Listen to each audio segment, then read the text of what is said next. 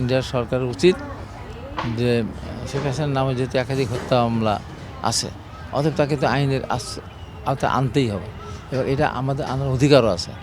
হয়তো গায়ে জোর দেবে না, বড় দেশ দিতে চাবে না, কিন্তু আমরা যখন জনমত গঠন করব এবং ভারতীয় শেষ কথা বলি যে তারা যত চেষ্টাই করুক আওয়ামী লীগের রাষ্ট্রীয় ক্ষমতা ফিরে আনতে পারবে না, অনেক বছর পারবে না।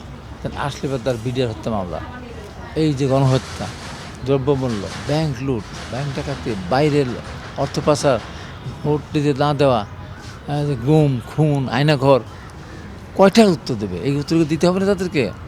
এই উত্তর দেওয়ার মধ্যে দিয়ে তো তাকে প্রতিষ্ঠিত করতে হবে ইন্ডিয়াকে, নাকি? তার ওইগুলো উত্তর না পাওয়া পর্যন্ত আমাদের বাংলাদেশের রাষ্ট্রীয় ক্ষমতা আসা তো দূরের কথা, স্বাভাবিক চলাচল তো অর্জন করে না।